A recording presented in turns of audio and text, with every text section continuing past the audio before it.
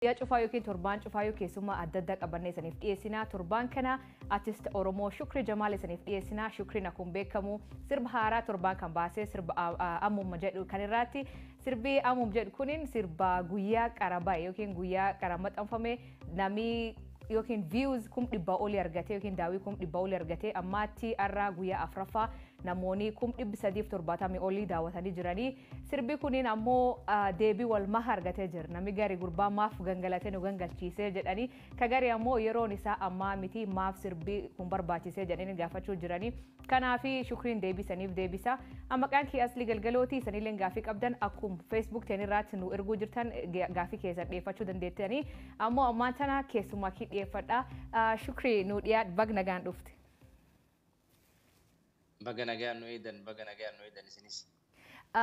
Jalqabaan yaadoo gar sirba kan keetiitti hin ce'ini Shukriin artist beekamaa yeroo dheeraaf badee turte garuu amma nuuf deebite. Seena kan kee jalqabaan yoo nuuf ibsite Shukriin eenyu eessa dhalate eessa guddate?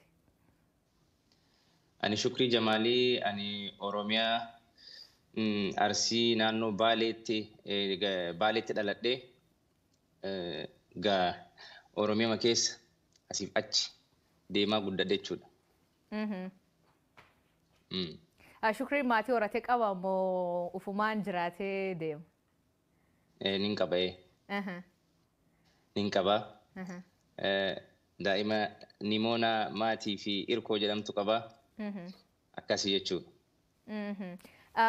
Sirbii kan kee yeroo dheeraaf sirbaa turte waggoota hedduu sirba kan kee daawwachaa turre garuu dhiyeen kana kanumaan dhabamte. Eessa turte Shukrii? Jireenyi biyya namaa kun akka itti yaaddisiin ta'u artiidhaa fi hedduu ulfaataadha artiidhaa fi sanumaaf babbade malee gara biraatiin ima jira. Uummata kiyya wajjin hiriira biyya kanaa irratti fi waan garaagaraa irratti hamma poolisni biyya kanaa nu baratutti geennee turre miidiyaa irra turre ima jira jechumaaf. Atiin akka baqataa taatee wallee hedduullee barreessitee akkuma baantu mormii biyya alaa irratti geggeeffamellee gudduun dursitee keessatti hirmaattee. Kanirraa maaltu haamilee isaniif ta'ee kan mormii keessattuu London keessatti geggeessitan? Waa hedduudha biyya kanatti ka ta'e because biyyi UK kuni baay'inaan duraan sirna nafxanyaa kun ideoloojii isaanii kana jijjiiree siigalee uummata sabaaf sablammoota biraa kan akka ilaalcha biraa isaan qabaataniif godhaa ture sirna nafxanyaa dur ture jechuudha. Fi mootummoonni dabranis keessattuu bakki isaan Oromoodhaaf qaban hedduu dhugaa dubbannee wannoo ture. San sirraa'ee jira jechuudha. Hiriira kanaan hiriira uummanni Oromoo biyya kanatti bahuun haala akkuma hiriira ba'an akkuma argite embaasii waan cuccufamuu wanta garaagaraatiin uummanni Oromoo biyya kana godhuun amma dhageettii gaarii qaba uummanni Oromoo biyya kanatti jechuudha. Akka gaariitti. Kan akka gargaaree mul'annoo yookiin hiriirri isaan achi keessatti geggeessitan kun guddoo gumaachee jechuudha. Sirrii. Amma dhiyeen kan ka deebite sirba ajaa'iba qabattee dhiyaattee sirba kilipiin isaa akka malee bareedu sirba qulqullina ajaa'iba qabu. Mee adoo waan sirba kana hin haasa'ini sarara isaa ka jalqabarraa eegalii nuuf sirbi. Ayyee. Si yaadannaa rafin buluu ayyaada kee. Hirriba keessa nagan galcha waa'een kan kee. Si arguu qalbiin too boqattee yaa jaalallee. Akkas jedha jechuu qaba beekun. Namni hedduun deebii garaagara qabu. Warra sirba ajaa'ibaa jedhanii jaalala yookiin faaruu si dabarsuu jiranii jira. Warra ammoo yeroo akkanaatti ka uummanni Oromoo rakkoo akka ajaa'ibaa keessa jiru rakkoo ciccimaa fakkeenyaa fi Garbaalee Boorana Gujii kana faatti namoonni beelaanii onge cimtuutu jira. Gam kaaniin gam Wallaggaa faaf kaaba biyyattiitti waraanatti deemaa jira. Sirbi kun maaliif barbaachisee jedhanii namoonni deebisaa jiranii. Kan kee qofa don taane yeroo garaagaraatti aartii adda addaa irratti deebii akkanaatti argama yoo isiin waan qabsuuf hin ta'ini. Deebiin kan kee maali? Ati yookiin namni deebii akkamii sii kennaa jira? An duraan dursee uummata kiyyaan galatoomaa jedhaanii uummata keenyaa jiraadhaa isin jaaladhaa hin beeytanii wal beeynaa waan keessa jiru dhugaadha. Uummanni kiyya Oromoon jibban beeku waa jibbeellee hin beeku waan na jaalatuuf na qeeqee waan na jaalatuuf waan narraa barbaadu san argatu waan barbaaduuf kunis ka isaati. Jaalallis ka isaati Oromoo namni jaalalan barsiisu. Oromoon jibban beeku.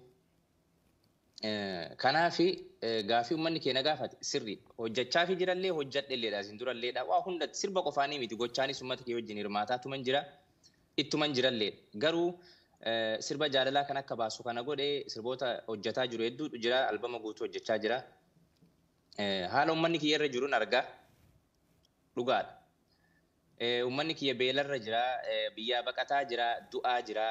Garuu ummata kana mataan namaa kuni akkuma abbaan itti kenne yeroo hedduudha mataa kee kana akka oorruuti. Oorruu jechuun maasaa jechuu bakka waatti midhaan facaafattu yeroo hunda mataa keetitti waan wannoo qofa himaa deemtee waanumatti facaafte san sii biqilcha. Ummata keenyaa warri dhaabaa siyaasaas ta'ee warri kamuu wannummaan galgalaa ganama nutti himuu gara mootummaatiinis ta'ee hammeenya kanaa himaa gara kanaatiinis hammeenya kaanii himaa ummanni keenya waan gaarii dhagayaa hin jiru gurraanuu jechuudha. Even ummanni keenya waarii gaariin dhageen almost waggoota lakkoofsifnee jirra jechuudha. Ummanni keenya onneen isaa hamma garte beek. Rabbi dhiifama sii godhuu danda'a, ilmi namaa dhiifama sii godhuu danda'a. Mataan kee kun yoo si harkaa bahe garuu si dhiifama gochuu hin danda'u. Ummanni keenya kan rasaasaan dhumuu fi kan beelaan dhumu caalaa kan dhukkubsatee siree irra du'aa jirutu jira. Because hoggantoota siyaasaatirraa ka'e. Ummata kana stress kennaniif sa'aatii 24 jechuudha. Mataan kun yoo genereeshinii kana harkaa bahe mataan ummata kanaa jeeqamee bilisoomtee bilisoomuu baattee sammuu ummata kanaa deebisuun ni ulfaata. Dhiifama namaan godhu mataan namaa takka jeeqamee jennaan. Kanaaf ummata keenya yeroo tokko tokko ni barbaachisa. Kun murtii kooti. Ni barbaachisa. Qabsoo sin hojjanna, qabsoo sitti deemna hin hojjanna, artii sin hojjanna. Jaalalas ummata kee onneen ummata keenyaa akka hin gogne akka gartee jaalalas ummanni keenya beeki yoo manni kee keessa tollee allis tola yoo manni kee yoo bakka jaalalli jiru tokkummaan jira. Bakka jaalalli jiru wanti hundi jira. Bakka jaalalli hin jirre wanni tokko hin jiru. Saayikoon akkanaa kun baduu qaba. Sii galee ani ummatan kuman wanta kan dubbachuu barbaada as eega waan kana kaaftee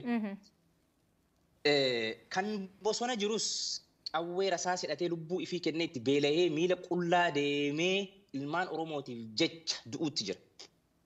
Kan mana hidhaatti jireenya gaarii dhiisee galee dararamaa jirus kan ammas hin bahin mana hidhaa jirus Oromoodha jecha. Kan biyya bulchaa jirus ifiin jedha ummata kanaa godhaa jira jechaa jira jechuudha. Ummannummaan godhamaafii jiru kuni kamiidhaadha nama. Ummanni kun beelahaa jira, rakkataa jira, du'aa jira, biyyaa boqotaa jira. Hamma faranjiin nutti afaan baafattee foon qurxummii nyaachuu dhiisuuf deemna. Because foon namaa nyaachuu jechuudha jedhan gaa'in. Because bishaan baharaa kana keessatti ilma namaa dhumu kana qurxummii nyaatu irraa jechuudha. Hammana takka nu baasan waan biyyaa nu baqannee bishaan baharaatti ilmaan dhumurraa ka'e jechuudha. Namni Oromoof hojjetu tokko, ummannis dhaabni Oromoof hojjetu tokko amma eenyu komanname amma eenyu komanna amma an jechuun of course mootummaan biyya bulchaa jiru sirriidhaa hojjetaa jira miti. Mootummaan biyya bulchaa jiru gaafii ummataa dhagayaan jiru. Gurra ummatatti hin dhaga'u iyyuu hin qabu. Because morka keessa seenee deemaa jira. Dhaabonni keenyas tokko tokko morka keessa seenanii deemaa jiranii. Because morka keessaa ba'uu qabda hojjettu ummataaf. Amma dur wayyaaneedhatti qabsoofni goone amma kanas naftanyaa sirna naftanyaati jennee amma tokko ilmaan Oromoo keessaa dhalatan sirna ideoloojii naftanyaa waan isaan hordofaniif itti dullee goone garuu dhaabbatuu qaba.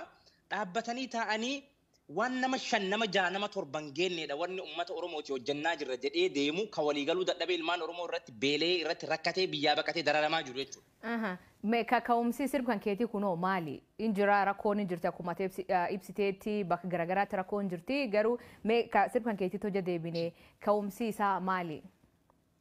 Tokkoffaa sammuu ummata kiyyaa na jalaa dadhabaa jiru kana sammuu ummata kiyyaa galgalaa ganama gammachuun dhageenye waa takka hin dhageenye jaalala onnee isaanii keessaa miicanii balleessuu jiran kana ammeenyuma qofa itti himaa jiran kana sirba qabsoos hojjetaa jiran gadhiisuutti jira gadhiifamas hin hojjedhas hojjedhes garuu ummanni kiyya hamma tokko sammuu isaa kana mee waan wayii mee jaalalumayyuu haa yaadachiisu of course riskii akka qabuun beekan yoo ani riskii fudhadhee hin godhin ummata kana hundinuu waanuma timu waan gartee wannoo malee ummata kana waan xiqqoo malee ummata kana dhaabbatee akka yaadu godhu irratti wannoo godhaan jiran kanaafin sirba kana gadhiisee jechuudhaan ummata kana.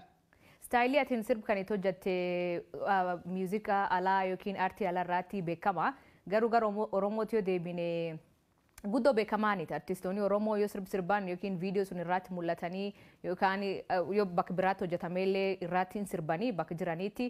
Atiin ammoo sirba kan kee irratti mul'atu. Viidiyoo san kan keessatti mul'atu namoonni inni maaf of dhoksee jedhan maaltu deemuu jira jedhanii si gaafatanii mee maaf akkas staayil sun maaf filatti? Kan maggaarajaa jarbaa jechaa jiranii dhugaadha. Biyya kanatti baratamaadha. Biyya kanatti baratamaadha. Inuma namna dhiisanii animeeshiniidhaan hojjetaa jiran jechuudha. Kilippii akka ashaangulliitiitti yookaan akka kaartooniitti godhanii hojjetaa jiran. Because atirra jiraattee qofaan ibsamoonni suni diraamaatikii isaa hojjetanii ijoolleen isa gaariitti hojjettee jedhee yaadaa promootaroonnis akka gaariitti hojjetanii viijin intarteementaa galatoomuu hojii kana akka gaariitti yaada keessanaa fudhatanii akka gaariitti hojjetanii uummata kanaa dhiyeessanii ijoollee muuziqaa naa hojjettes hunda isaanii jechuudha galateeffachuu barbaada kanatti.